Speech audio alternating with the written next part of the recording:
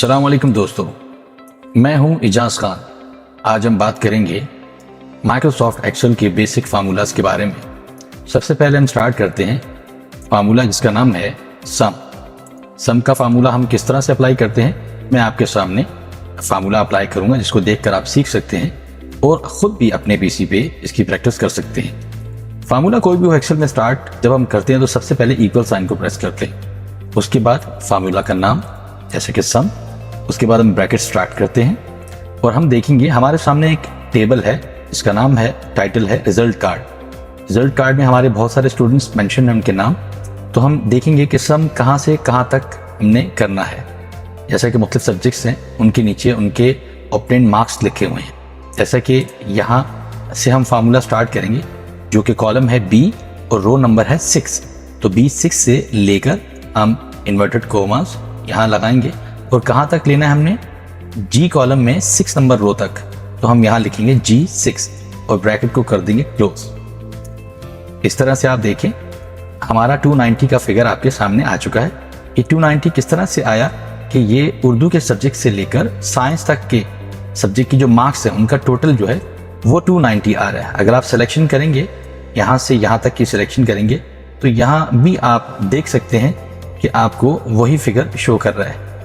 उसके बाद नेक्स्ट हम आगे मजीद फिर फार्मूला इसमें अप्लाई करेंगे, इक्वल साइन और सम, ब्रैकेट स्टार्ट करेंगे और कहाँ से कहाँ तक, अब हम रो नंबर 7 में हैं तो बी कॉलम से जी कॉलम तक, लेकिन रो कौन सी यूज करेंगे 7, सो B7 से लेकर G7 ब्रैकेट को कर देंगे क्लोज।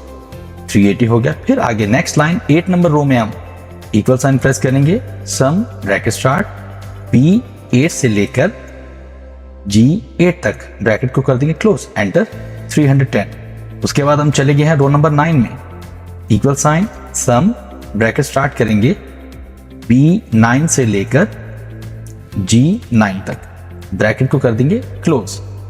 इस तरह से हम बाकी भी सारी रोज में सेम फार्मूला अप्लाई करेंगे और हमारा सम का फार्मूला इस तरह हम अप्लाई कर सकते हैं।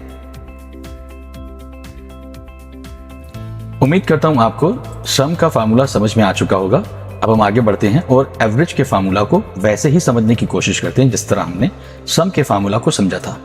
तो कोई भी फार्मूला स्टार्ट करने से पहले equal sign, formula name, bracket start, कहां से कहां तक का है, बी कॉलम में रो नंबर 6 से लेकर जी कॉलम तक रो नंबर 6 तक, ब्रैकेट क्लोज, फार्मूला अप्लाई हो चुका। नेक्स्ट अब हम रो नंबर 7 में हैं, इक्वल साइन से स्टार्ट करेंगे, एवरेज, ब्रैकेट स्टार्ट, B7 से लेकर G7 ब्रैकेट क्लोज। नेक्स्ट हम रो नंबर 8 में हैं, इक्वल साइन, एवरेज और ब्रैकेट स्टार्ट, B8 से लेकर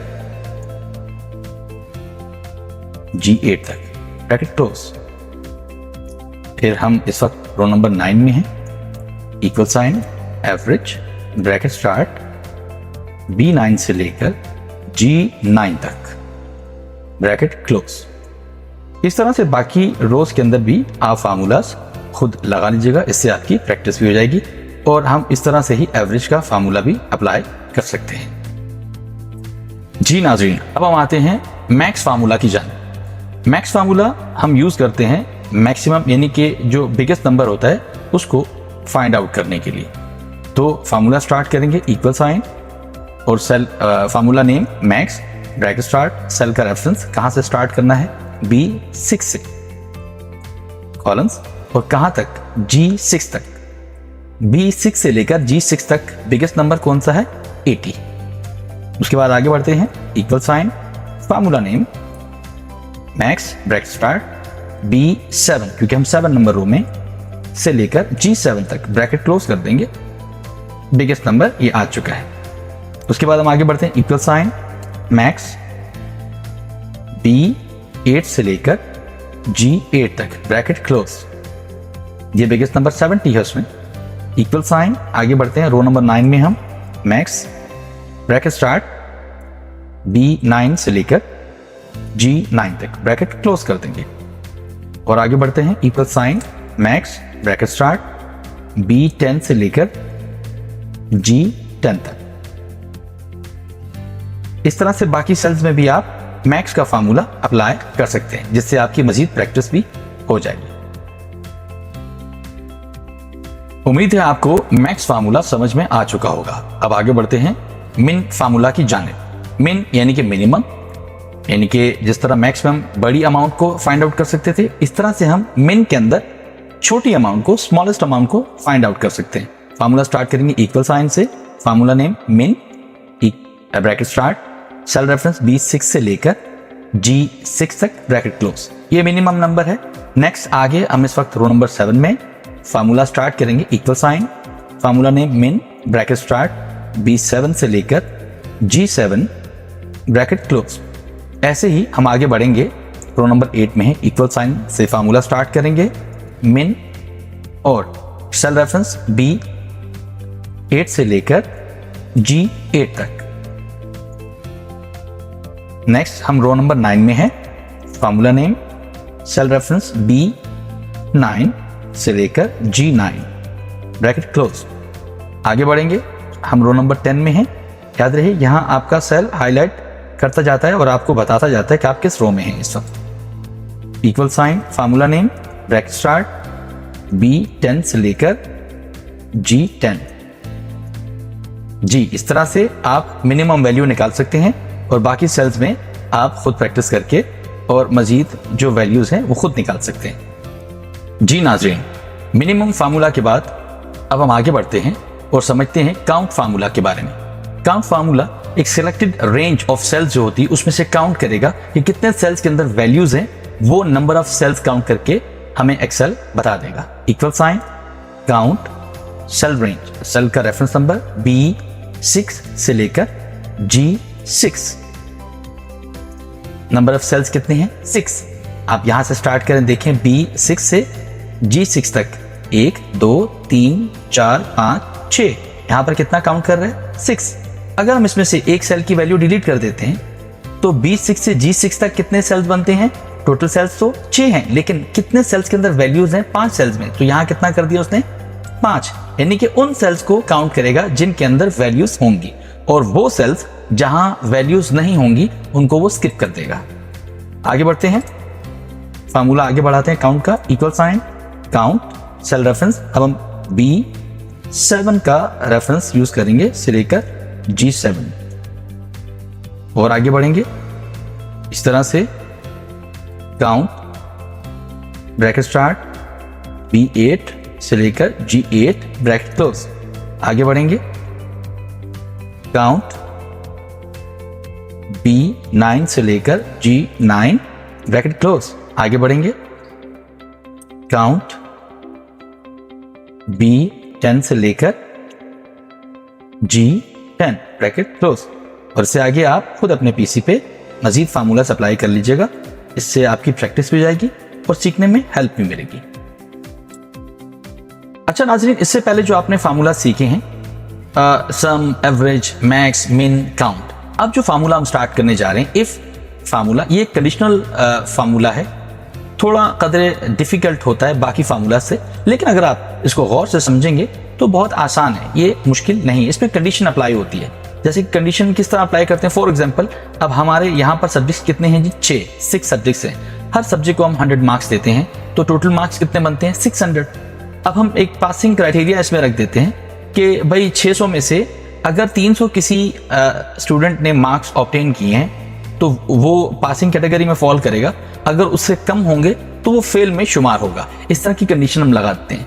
तो जैसा कि यहाँ मैंने पहले से फार्मूला अप्लाई किया हुआ है कि ये जो कॉलम है ये H कॉलम है, सम जहां पर हो रहा है, फार्मूला इसका सम हो रहा है, तो हम इस H कॉलम को फोकस करेंगे और इसकी बेस पे कंडीशन अप्लाई करेंगे। जैसा कि मैंने यहाँ पर कंडीशन अप्लाई की हुई है, if H5 greater than or equal to 300, अगर 300 के बराबर हो या उससे बड़ा हो तो पास करे, अदरवाइज उस स्टूडेंट को क्या कर दे? फेल। तो हम यहाँ पर सेम फार्मूला अप्लाई करेंगे। हम आगे फार्मूला को भी स्टार्ट करेंगे। इक्वल साइन सबसे पहले इफ, और यहाँ पर हम ब्रैकेट स्टार्ट करेंगे और सेल का रेफरेंस है जी H6 ग्रेटर देन और इक्वल टू कितने की जी? 300। ठीक है जी। उसके बाद हम कॉमा लगा देंगे कि आगे अपनी कंडीशन अप्लाई करनी है, तो यहाँ हल्का सा फार्मूला को ब्रेक करेंगे। अच्छा, फार्मूला में कभी भी स्पेस नहीं आता, स्पेस के बगैर फार्मूला हम अप्लाई करते हैं। तो स्पेस की जगह पे फार्मूला ब्रेक करना हो तो हम इस तरह से कॉमा वगैरह यूज कर लेते हैं। उसके बाद क्या कंडीशन अप्लाई करनी? पहली कंडीशन जी, हम इन्वर्टेड कॉमास में लिखेंगे पास, और फिर फार्मूला को ब्रेक करेंगे। यहां पर दूसरी कंडीशन अप्लाई करनी। दूसरी क्या कंडीशन है? अदरवाइज को क्या कर दे? फेल, और इन्वर्टेड कॉमास क्लोज और ब्रैकेट क्लोज। दोबारा समझ लीजिएगा, H6 यानी कि ये वाला जो सेल है ये किसके बराबर हो? 300 के, इक्वल साइन बराबर, ग्रेटर देन या बड़ा हो, यानी कि 300 से ज्यादा अगर इसमें अमाउंट हो, फिगर हो, वैल्यू हो, 300 से ज्यादा या उसके बराबर, दोनों कंडीशन को यूज करेगा। तो इस सेल को फिर वो क्या कर देगा? पास। अगर उससे नीचे होता है तो फिर क्या कर देगा? फेल। अब हमने फार्मूला अप्लाई कर दिया, एंटर प्रेस करते हैं। अब यहां आप देखें इसने क्या कर दिया? फेल, क्योंकि ये 290 300 से नीचे है तो उसने फेल कर दिया। अब हम आगे बढ़ते हैं, equal sign if bracket start H7, क्योंकि हम 7 नंबर रो में है तो 7 में आएंगे, greater than equal to 300, comma, फिर इन्वर्टेड कॉमास, और यहां लगाते हैं पास, फिर कॉमा, इन्वर्टेड कॉमा स्टार्ट, फिर यहां लगा देते हैं फेल, ब्रैकेट को करते हैं क्लोज। यहां इसने पास कर दिया इसको, क्यों? क्योंकि 380 है। 380 मतलब 300 से ज्यादा अमाउंट है, ज्यादा फिगर है, बड़ी फिगर है। तो फार्मूला क्या है? अगर H7 ग्रेटर हो, बड़ा हो या बराबर भी हो 300 के तो पास ही करेगा, बड़ा हो या बराबर हो। अगर उससे छोटा होगा तो क्या कर देगा? फेल। 380 जो है वो 300 से बड़े अमाउंट है तो पास कर दिया उसने। आगे बढ़ते हैं, equal sign if bracket start H8 greater than equal to 300, comma, inverted comma, और क्या कंडीशन लगाएगा जी? पास, इन्वर्टेड कॉमा क्लोज, फिर फार्मूला ब्रेक करके दूसरी कंडीशन यूज करनी है, अदरवाइज क्या कर देगा? Fail, bracket close. अब आप इसमें ये देखिएगा, यहां हमने 300 यूज किया, ये एक न्यूमेरिकल फिगर है, ये टेक्स्ट न्यूमेरिकल है। ये पास, ये जो है ये आप कह सकते हैं कि ये अल्फाबेटिकल फिगर इसमें टेक्स्ट है। तो जहां भी अल्फाबेटिकल टेक्स्ट को यूज करेंगे वहां इन्वर्टेड कॉमास आते हैं। अगर न्यूमेरिकल इसमें टेक्स्ट हो तो वहां इन्वर्टेड कॉमास की जरूरत नहीं। हाँ, ये कॉमा, सिर्फ कॉमा यूज करना जरूरी है फार्मूला को ब्रेक करने के लिए, याद रखिएगा जी। अब दोबारा फार्मूला रीड कर लें आप, इफ H8 ग्रेटर यानी कि बड़ा हो, ग्रेटर देन 300 और इक्वल टू 300, अगर 300 से बड़ा हो या उसके बराबर भी हो तो पास ही करना है, पहली कंडीशन अप्लाई होगी, अदरवाइज दूसरी कंडीशन अप्लाई होगी जी। दो कंडीशंस मैंने इसमें डाली। एंटर प्रेस, पास कर दिया उसने जी।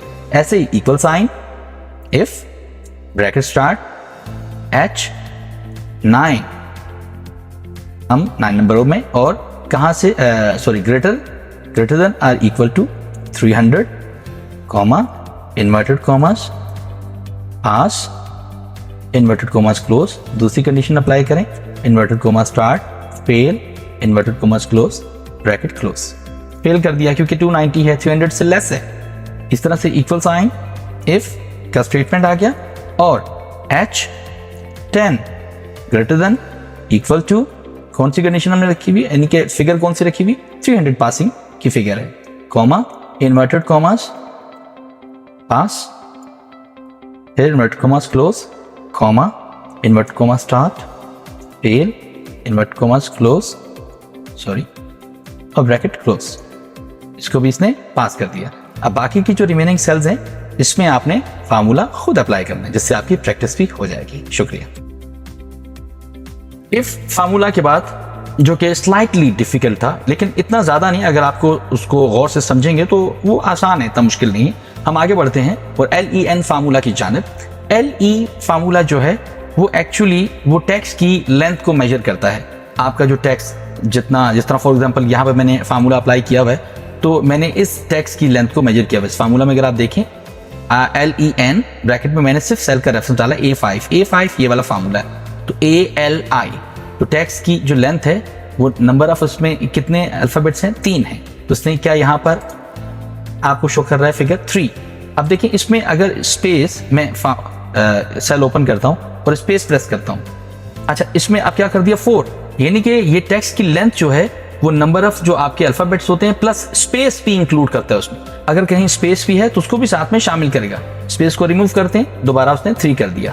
तो तो हमने ये बहुत ही सिंपल फार्मूला है, इसमें आपने इक्वल साइन से स्टार्ट करना है, LEN लिखना है, सॉरी LEN, और सिर्फ आपने सेल का रेफरेंस इसमें डालना है। सेल का रेफरेंस क्या है? A6 4, यानी कि RAZA 4 अल्फाबेट्स बनते हैं, यहां उसने काउंट करके बता दिया 4। इस तरह से इक्वल साइन LEN और सेल का रेफरेंस A7 ब्रैकेट क्लोज 5, ऐसे ही LEN bracket start A8 bracket close 5, equal sign LEN bracket start A9 5, इस तरह से equal sign LEN bracket start A10 bracket close 6, क्योंकि इसमें 6 अल्फाबेट्स हैं तो 6 कर दिया। आप यहाँ सेल रेफरेंस को, मैंने A10 यूज किया है, आप कोई सा भी सेल रेफरेंस में यूज कर सकते हैं डिफरेंट, तो वो उसके हिसाब से फार्मूला आपका अप्लाई करके दिखा देगा। बाकी वाले सेल्स में आप खुद अप्लाई कीजिएगा, जिससे आपकी प्रैक्टिस हो जाएगी। दोस्तों, मैं उम्मीद करता हूं आज की वीडियो आपको पसंद आई होगी। मेरे चैनल को सब्सक्राइब करें, लाइक करें और आगे अपने तमाम दोस्तों के साथ शेयर भी करें। Thank you so much.